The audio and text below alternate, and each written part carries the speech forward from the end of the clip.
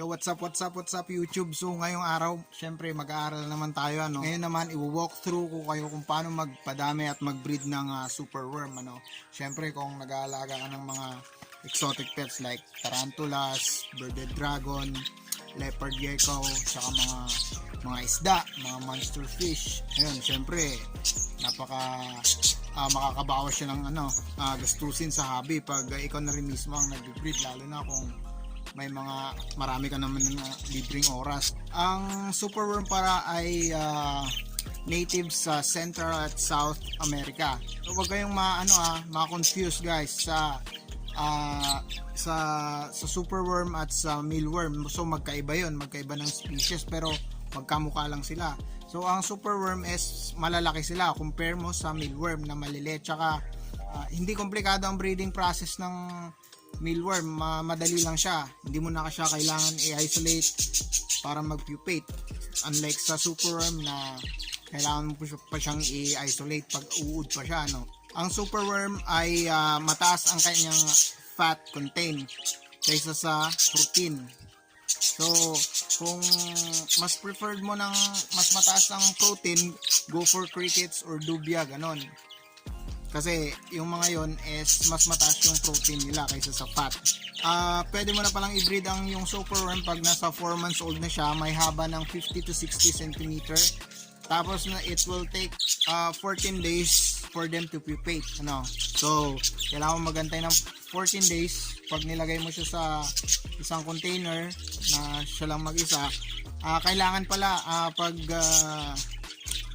ilalagay mo siya sa isang container is yung masikip, yung hindi siya makakagalaw, makakagapang-gapang, para ma-force siya na mag-pupate. Sa akin, ang ginagamit ko is yung bote ng Yakult, yung maliliit na Yakult. Kasi mura lang yun, tsaka madali lang siyang hanapin. Binibili ko lang sa mga bata na tagpipiso. So ayun, ipapakita ko sa inyo ang facilities ko kung paano ko padamihin ang aking mga superworm.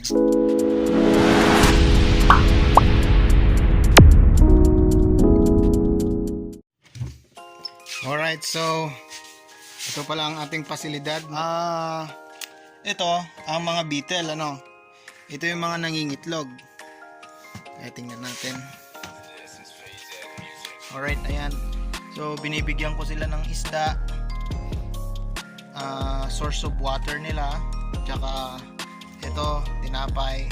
Yan, kinakain nila yan. Ayan, tinaw yung isda, ubos na. Kanina ko lang to nilagay ay kahapon pala. Ayan. So ayan. So ang ginagawa ko, 10 days sila dito, tapos nililipat ko sila sa ibang container para maiwan yung mga eggs nila. Tsaka kaya ako nililipat kasi pag hindi ko nilipat, yung mga itlog kakainin din ng mga breeder, lalo na kung kulang sila sa liquid, sa source of water nila, kakainin din nila. At the same time, yung mga na-hatch, kakainin din nila yung itlog. Kaya dapat every 10 days nililipat-lipat ko para ma-maximize ko yung produce ko. Alright, so ito naman yung mga ko,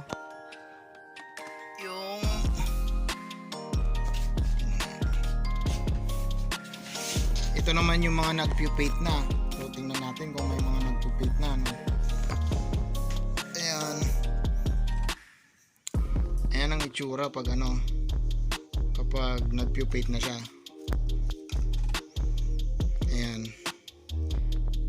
Ayan, pag nag-pupate na yan, tapos ang susunod niyan is magiging beetle na siya. Ayan, so ayan lang, ilagay nyo lang sila sa warm temperature, room temperature, ganyan, para medyo mas mabilis yung pag-pupate nila. Ayun, may mga nag-pupate na dito. Ayan. Ito hindi pa. Tulad ng sabi ko kanina sa una, ang mga superworm ay hindi nagpupupate automatically, So kailangan mo i-isolate sila. kailangan mo sila ilagay sa ganitong mga container na sila lang mag-isa for them to force to pupate. Alright. Ayan. So, ang ideal na laki ng superworm is ganito. Ganito siya. Pag ganito ng superworm mo o mas mataba pa, mas better. Ilalagay mo na siya sa ganito, tapos antayin mo lang ng 14 days.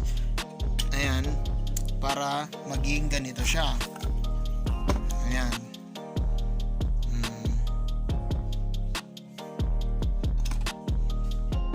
Kaya pala linagyan ko ng mga kahoy itong mga breeder ko para may magapangan sila, may pagtaguan sila. At the same time, pag maglilipat na ako is hindi ko na sila iisa-isahin. So madali lang akong maglilipat. Kukunin ko lang to, nakasama na sila. So ngayon pala maglilipat na ako ngayon kasi mga nasa 10 days na pala itong mga to. Ayan.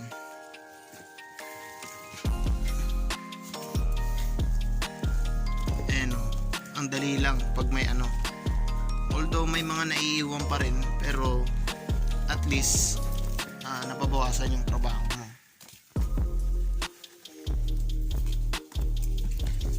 Ayan.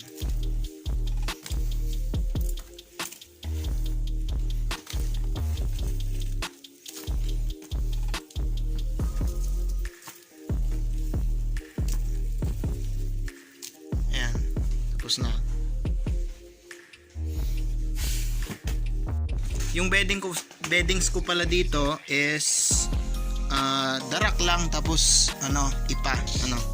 Hindi tayo gumagamit ng mga oatmeal kasi medyo pricey yun. Tsaka parehas din naman yung performance. Ito ang gamit ko, okay naman yung produce ko. So syempre kung saan tayo makakatipid, dun tayo. Ang oatmeal, magkano ang 1 kilo na ng mahal compare sa darak na 5 piso dito sa amin 1 kilo. Alright, dito naman tayo sa mga grow out ko. Tadan! Alright, so ito ang mga grow out ko. So medyo malalaki na rin. Ayan. Actually, pwede na rin tong pwede na rin tong ilagay sa bote ng Yakult para magpipate na sila Ayan, ang dami. Hanggang lalim to. Sobrang dami. Ayan, nilalagyan ko sila ng pagkain nila, yung mga tira-tira. Ayan, mga pinagkainan ng kayumito, mga